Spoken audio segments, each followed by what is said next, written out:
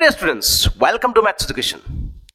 SSLC 2025 Advanced Mathsৰ ক্ষেত্ৰত তোমালোকৰ পেপাৰখনত দুটা 5 মাৰ্কছৰ কোৱেশ্চন দেখা পাবা। ইয়াৰে এটা এৰিথমেটিক ইন্টিজাৰ অৰ্থাৎ অখণ্ড সংখ্যা পাটিগণিতৰ পৰা আৰু দ্বিতীয়টো হৈছে প্লেইন জিঅমেট্ৰি সমতলিক জ্যামিতিৰ পৰা। এতিয়া ইতিমধ্যে তোমালোকক অখণ্ড সংখ্যা পাটিগণিতৰ পৰা আহিব পৰা পসিবল এটা কোৱেশ্চন মই কৰাই দিছো আৰু এটা 5 মাৰ্কছৰ কোৱেশ্চন তোমালোকক মই কেই চেপ্টাৰটোৰ পৰা কৰাম। আজিৰ এই ভিডিঅ'টো একেদৰে প্লেইন জিঅমেট্ৰিৰ পৰা মই তোমালোকক দুটাই কোৱেশ্চন কৰাই দিম। তাৰে এটা কোৱেশ্চন তোমালোকে ইতিমধ্যে স্ক্ৰীনত দেখিছা আৰু আজিৰ ভিডিঅ'টিত এই কোৱেশ্চনটোৱে তোমালোকক মই ভালদৰে কৰাই দিম। নেক্সট অন্য এটা ভিডিঅ' বনাই তোমালোকক আনটো কোৱেশ্চন কৰাবলৈ চেষ্টা কৰিম। গতিকে আহাচোন এই কোৱেশ্চনটো কেনেদৰে সলভ কৰিম ভালদৰে চাই লও। এইটো আমাৰ বুকত থকা এটা থিওৰেম। থিওৰেমটোক বিভিন্ন ধৰণে প্ৰকাশ কৰিব পাৰি, কিন্তু মই তোমালোকক এনেদৰে ম্যাক্সিমাম আহে পৰীক্ষাত, গতিকে এনেদৰে লিখি দিছো। কি লিখিছো ভালদৰে মনোযোগ দি চোৱা। এটা বৃত্তৰ বহিস্থ বিন্দু from an external point P, এটা বহি বিন্দুৰ কথা কৈছে, বাহিৰৰ এটা বিন্দু। কোৱাৰ বাহিৰত এটা সাৰ্কলৰ পৰা বাহিৰত থকা এটা বিন্দুৰ পৰা সাৰ্কলটোলৈ এডাল ষ্ট্ৰেইট লাইন সৰল ৰেখা এডাল টানিছে, যিয়ে সাৰ্কলটোক এ আৰু বি বিন্দুত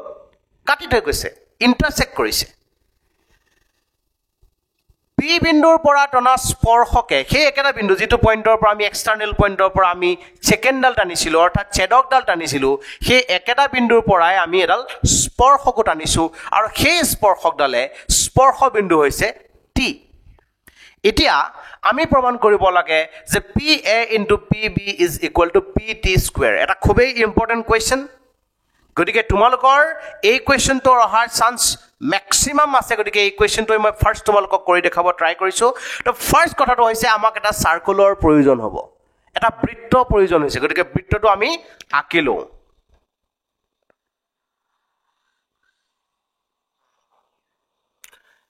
বৃত্তটো আমি সুন্দৰকৈ আঁকি ললো। বৃত্তটো আঁকি লোৱাৰ পিছৰ আমাৰ কামটো কি, এক্সটাৰ্নেল পইণ্ট পি নামৰ পইণ্টটোৰ কথা যিহেতু আমি বিবেচনা কৰিছো, গতিকে পিৰ পৰা বৃত্তটোক কটাকৈ আমি এডাল ৰেখা কথা ভাবিছো, এডাল ছেদক। এই ছেদকডালে বৃত্তটোক এ আৰু বি বিন্দুত ছেদ কৰিছে। দ্বিতীয়তে আমি অন্য এডাল ৰেখাৰ কথা স্পৰ্শ কৰিছে। চোৱা, অন্য এডাল ৰেখাৰ কথা ভাবিছো টি বিন্দুত যিয়ে বৃত্তটোক স্পৰ্শ কৰিছে। এইখিনিলৈকে আমাক ইনফৰমেশ্যন কুৱেশ্যনে দিছে। এতিয়া এই কথা কেনেকৈ আমি লিখিব লাগিব কথাৰে খুব সুন্দৰকৈ, যেহেতু ইয়াত আমাক ইতিমধ্যে গোটেই নামবোৰ দি দিয়া হৈছে, গতিকে তোমালোকে বিশেষ সূত্ৰ বুলি নিলিখিলেও হ'ব, তোমালোকে সলিউশ্যন বুলি কুৱেশ্যনটো আৰম্ভ কৰিলেও হ'ব। তোমালোকে আৰম্ভ কৰিবা আৰু তোমালোকে জাষ্ট কি কৰিবা, বাকী সব একে থাকিব। ধৰা হ'ল চি অফ অ' আৰ বৃত্তৰ বাক্যটো লগাই দিবা। Let C of O' r be a circle from an external point P, a line or তোমালোকে ছেকেণ্ড বুলি কৈ দিব পাৰা। A second intersect the circle at A and B and another tangent from the point P whose point of contact is T. তো তোমালোকে যেনেদৰে সুবিধা পোৱা তেনেদৰে এই বাক্যবোৰ লিখিবা। ইয়াত বহুত বেছি কথা নাই, মাথো ভুল নকৰিবা বাক্যটো লিখাত। যিটো কথা বুজাব বিচাৰিছা খুব সুন্দৰকৈ তাক প্ৰকাশ কৰিলে আচলতে তোমালোকৰ হৈ যায়। গতিকে এইখিনি ইনফৰমেশ্যন আমি দিলো। দিয়াৰ পিছত আমি কি লিখিম, আমাক যিহেতু কৈছে দেখুওৱা যে, গতিকে লিখিম টু শ্ব', দেখুৱাব লাগে যে, এনেদৰে লিখিবা। লিখাৰ পিছত এইটো লিখিবা। এতিয়া ঘটনাটো হৈছে আমি প্ৰমাণ কেনেদৰে কৰিম। আমাৰ মূল অংশটোলৈ এতিয়াহে আমি আহিছো, প্ৰমাণ কৰিম কেনেদৰে কুৱেশ্যনটো ভালদৰে চোৱা। ফাৰ্ষ্ট কথাটো হৈছে আমি জানো এটা কথা সদায় যে যেতিয়াই এনেধৰণৰ চাৰ্কলৰ কথা আহে, পইণ্ট অফ কণ্টেক্টৰ লগত যদি আমি ৰেডিয়াছক কানেক্ট কৰোঁ, পইণ্ট অফ কণ্টেক্টৰ লগত যদি আমি ৰেডিয়াছক কানেক্ট কৰোঁ, তেতিয়াহ'লে কি পাওঁ আমি তাৰ পৰা সদায়, এই ৰেডিয়াছডাল টেনজেণ্টৰ লগত সদায় কি হৈ যায়, পাৰ্পেণ্ডিকুলাৰ হয়। এইটো আমাৰ ফাৰ্ষ্ট কাম। দ্বিতীয়তে যিহেতু আমি এই এ পি বি এই সকলোবিলাকৰ লগত সম্পৰ্ক গঢ়িব লগা হৈছে, গতিকে আমাৰ অন্য এটা কামৰ প্ৰয়োজন হ'ল, এইটো হৈছে আমি পাৰ্পেণ্ডিকুলাৰ এটা আঁকি লওঁ। এটা আমাৰ পাৰ্পেণ্ডিকুলাৰ। আৰু কনষ্ট্ৰাকশ্যনৰ সুবিধাৰ কাৰণে চোৱা, আমি জানো আমাক অ' পিৰ প্ৰয়োজন হ'ব, কাৰণ পি টিৰ পৰা ৰিলেশ্যনটো ভালদৰে চোৱা। পি এ পি বি, এই পি এ পি বিৰ লগত আমাৰ এই পি টিৰ কোনো ধৰণৰ সম্পৰ্ক দেখা নাই, গতিকে সম্পৰ্ক গঢ়িবৰ বাবে ইয়াত আমি কি কৰি লৈছো, অ' পিক জইন কৰি লৈছো। ই আমাৰ এটা ব্ৰিজৰ দৰে কাম কৰিব। ই এটাৰ পৰা আনটোলৈ আমাক কনভাৰ্ট কৰাত হেল্প কৰিব। By using the Pythagoras theorem we can change. Okay, next কথাটো হৈছে নেক্সট কথাটো হৈছে OP ৰ লগত O এৰ লগতো কানেক্ট কৰি লৈছো যাতে এই OD ডাল আমি যেহেতু জয়েন কৰিছো সি আমাক কিবা কৰিলে হেল্প কৰিব পাৰে গতিকে আমাৰ প্ৰয়োজনীয় অনুসাৰে আমি কথাখিনি নোট কৰি ললো এতিয়া এইখিনিতে তোমালোকৰ টু সো লিখাৰ পিছতে তোমালোকে লিখিব লাগিব অংকন কনষ্ট্ৰাকচন কনষ্ট্ৰাকচনত কি কৰিবা ফাৰ্স্ট কি কৰিছা draw OD perpendicular to PB first কাম এইটো কৰিলো OD perpendicular to PB OD perpendicular to PB টনা হল এনেদৰে লিখিলো টনা হল সিম্পল তাৰ পিছত আমি কি কৰিছো সোৱা পাৰপেন্ডিকুলাৰ টানিলো তাৰ পিছত কি কৰিছো সেমিকলন দি লৈছো দি পেলে কবা joint OP OT Assamese medium সকলে এই কথাটোকে লিখিবা O, এনেদৰে লিখিবা লিখাৰ সিস্টেমটো সোৱা O, A সেমিকলন দিবা O, P এনেদৰে লিখিবা O, T সংযোগ কৰা হল এনেদৰে লিখিবা সংযোগ কৰা হল ঠিক আছে এইখিনি লিখাৰ পিছত এতিয়া আমাৰ আহিলে প্ৰমাণ অংশটো প্ৰুফ পাৰ্টটোত আমি গুৰুত্ব দিম কোনখিনি কথাত চোৱা ওৱান বাই ওৱান আমি ৰিলেশন বিলাক হাজু কৰি লম গোটেইবিলাক যাতে এপ্লাই কৰিবলৈ আমাক কমফৰ্টেবল হয় তাৰ কাৰণে চাম একেবাৰে প্ৰথম কথাটো ইয়াত হিয়াৰ OD perpendicular to AB soya AB আমাৰ এই বৃত্তটোৰ ক্ষেত্ৰত যদি আমি চাও AB ডাল আমাৰ বাবে এডাল ঝা chord AB is a chord of the circle and OD is perpendicular to that chord OD ডাল সেই নিৰ্দিষ্ট ঝাডালৰ ওপৰত লম্ব আমি জানো বৃত্তৰ কেন্দ্ৰৰ পৰা ঝালৈ টনা লম্বই ঝাডালক সমদ্বিখণ্ডিত কৰে perpendicular drawn from the center to a chord bisect the chord সমানে দুটা ভাগত ভাগ কৰে that is আমি কব পৰা হলো OD perpendicular to AB it means AD is equal to BD কৰবাত কিবা কাৰণত আমি ইউজ কৰিব লগা হ'ব পাৰে তাক আমি হাজু কৰি থৈ দিছো ৰেডি কৰি ৰাখিছো তাক নেক্সট যদি আমি চাও at the end point বা ডাইৰেক্টলি লিখিব পাৰা at the end point of radius OT, PT is a tangent OT ব্যাসাৰ্ধৰ ভালদৰে দেখিবা OT ব্যাসাৰ্ধৰ শেষ বিন্দুত PT স্পৰ্শক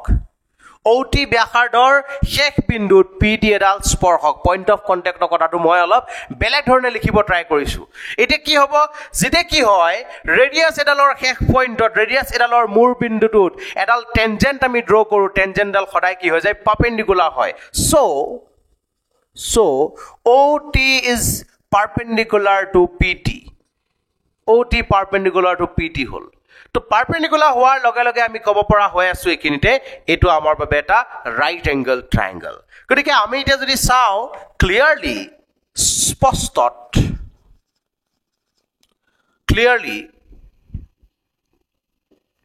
triangle OAD so OAD next আমি কব পাৰো triangle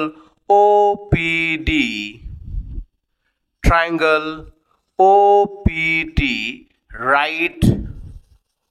angled triangle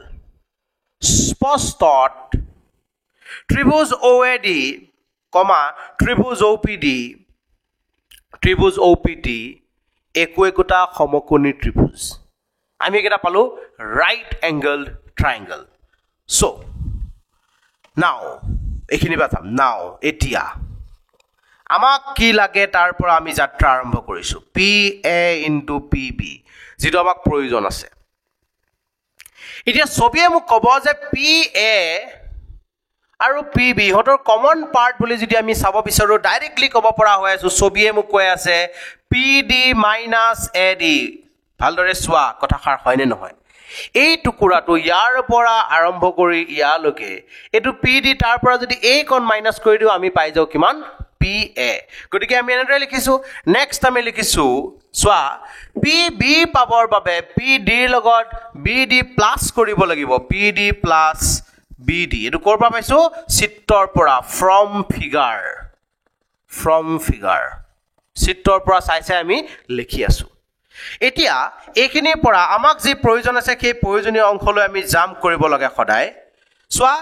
AD আৰু BD ওপৰত পাইছো AD ৰ লগত BD সমান ইকুৱেশ্যন 1 ত আমি পাইছো গতিকে ইয়াক আমি ৰিপ্লেস কৰিব পাৰো এতিয়া ঘটনাটো হ'ল মই BD ৰ স্থানতে যে AD পাতিলো AD স্থানত BD কিয় না পাতিলো সেই কথাটো একবাৰ ভালদৰে ভাবি লোৱা কাৰণটো কি যে মোৰ OAD নামৰ ট্ৰায়াঙ্গলটোৰ লগত সম্পৰ্ক আছে মই ইয়াৰ বিষয়ে জানো এটোটা সমকোণী ত্ৰিভুজ কিন্তু BD বিষয় মই বৰ বেছি কথা নাজানো গতিকে তাক পৰঞ্চ তাৰ পৰা কোৱেশ্চনটোৰ পৰা তাক আউট কৰিব বিচৰাটোৱে হৈছে মোৰ টাৰ্গেট তাক আউট কৰি দিলো তো ফাইনালি দেখিলো ইয়াত মই কি পাই আছো PD square minus AD square PD square minus AD square কৰ পৰা আহিছে আমাৰ এটো এটা identity A minus B whole into A plus B আইডেন্টিটিটো আমি ইউজ কৰিছো আৰু তাক সুন্দৰকৈ লিখি দিছো এতিয়া আমি ছবিৰ পৰা চাই চাই আকৌ কামবিলাক কৰিবলৈ আৰম্ভ কৰিম যেনে এতিয়া মই পাইছো PD স্কয়াৰ এডাল মাইনাস AD স্কয়াৰ এতিয়া মই কি কৰিব পাৰো PD স্কয়াৰৰ স্থানত কিবা পাতিব পাৰো AD স্থানত কিবা পাতিব পাৰো কি পাতিম সেই কথাটো খুব নজৰ দিবা কাৰণটো হৈছে কি মোৰ টাৰ্গেট ইয়াৰ পৰা এই ফলৰ ট্ৰায়াঙ্গলটোলৈ কিবা বুদ্ধি কৰি আহিব লাগে তাৰ কাৰণে মই কি কৈছো PD স্কয়াৰ সোৱা আমাৰ ট্ৰায়াঙ্গল কেটা নজৰ দিয়া কোট কোট PD জড়িত আছে ইয়াতে PD জড়িত আছে এই ট্ৰায়াঙ্গলটো মাজৰ এই ট্ৰায়াঙ্গলটো OPD নামৰ ট্ৰায়াঙ্গলটোৰ ক্ষেত্ৰত PD ডাল আমাৰ এডাল সাইড আৰু পাইথাগোৰাছ থিওৰেম যদি মই ইউজ কৰিব বিচাৰো তেতিয়াহলে মই লিখিব পাৰিম OP square minus OD square লিখিব পৰা হলো OP square minus OD square Pythagoras theorem মই ইউজ কৰিছো for the triangle OPD similarly এটো কাম শেষ কৰিছো AD ৰ কাৰণে মই যাত্ৰা আৰম্ভ কৰিছি AD ডাল কোট আছে সোৱা AD হৈছে আমাৰ বাবে এই টুকুৰাটো এই কোন ট্ৰায়াঙ্গল এই কোন এই ট্ৰায়াঙ্গলটোৰ ক্ষেত্ৰত AD স্কয়াৰ মানে লিখিব পৰা হৈছো মই OA square minus OD square লিখি দিলো ইয়াত মই ট্ৰায়াঙ্গল কেটা ইউজ কৰিছো বাই পাইথাগোৰাছ থিওৰেম পাইথাগোৰাছৰ উপপাদ্য মতে এতিয়া OP স্কয়াৰটোৰ স্থানত মই কি লিখিব পাৰো OP ৰ পৰা মই যাব পৰা হৈছো PT লৈ গতিকে OP স্কয়াৰ স্থানত মই লিখি দিছো কিমান সোৱা OT square plus PT square OP স্থানত লিখিলো OT স্থানত মই একো লিখিব পৰা নাই তেনেদৰে থৈ দিছো মাইনাস OA সোৱা OA এডাল OA এডাল হৈছে আমাৰ O এডাল বৃত্তটোৰ ব্যাসাৰ্ধ বৃত্তৰ ব্যাসাৰ্ধবিলাক হে একেটা বৃত্তৰ ক্ষেত্ৰত সদায় সমান হয় গতিকে OA স্থানত মই লিখিব পৰা হৈ আছো OT মাইনাস ইনটু মাইনাস বনি যাব প্লাস এটো আমাৰ বাবে OD স্কয়াৰ ফাইনালি মই যদি চাও ইয়াৰ পৰা OT তাৰ পৰা OT কাটা গল ইয়াৰ পৰা OD কাটা গল বাকি ৰল আমাৰ বাবে PT স্কয়াৰ ইয়াত মই কি কৰিছো এইখিনিতে মই ইউজ কৰিছো ট্ৰায়াঙ্গল প্ৰথম কথাত মই ট্ৰায়াঙ্গল এটো নিলিখিলে হ'ব ট্ৰায়াঙ্গল OPT কথাটো নিলিখিলে হ'ব আৰু তোমালোকে যদি লিখিব বিচাৰে ইয়াত তেতিয়াহলে ওপৰৰ লাইনটো ত্ৰিভুজ ইমানৰ বাবে পাইথাগোৰাছৰ উপপাদ্য ব্যৱহাৰ কৰিবা বুলি লিখিব পাৰা আৰু যদি নিলিখা তেতিয়াহলে নেক্সট লাইনত এখিনিত মই কি কৰিছো সোৱা OP স্কয়াৰ স্থানত লিখিলো OD ৰৈ গল OA স্থানত মই এটা লিখিলো OA আৰু এটা লিখিলো কিয় লিখিছো এখিনিত সোৱা OT = OA = বৃত্তটোৰ ব্যাসাৰ্ধ গতিকে ইয়াক মই ইউজ কৰিছো যেটো এই কথাটো মই লিখি দিলো স্পেশালি তো ফাইনালি সোৱা আমাৰ আনসাৰটো ওলাই গৈছে গতিকে এটা খুবেই সহজ এটা খুবেই ইজি থিওৰেম তোমালোকৰ বাবে মই খুব সুন্দৰকৈ কৰি দেখাব ট্ৰাই কৰিছো আশা কৰিছো তোমালোকে খুব সুন্দৰকৈ বুজি পাইছা আৰু এটা এনে ধৰণৰ থিওৰেম আছে এনে ধৰণৰ কোৱেশ্চন আছে তোমালোকৰ বাবে ইম্পৰ্টেন্ট এইবাৰৰ মেট্ৰিকৰ ক্ষেত্ৰত গতিকে মই হেতু তোমালোকক কৰি দিম তোমালোকে মাথো এই কোৱেশ্চন বিলাক ভালদৰে মই কৰি যোৱা কোৱেশ্চন বিলাক তোমালোকে এটাও বাদ নিদিকে খুব সুন্দৰকৈ কৰিব চেষ্টা কৰিবা থ্যাংক ইউ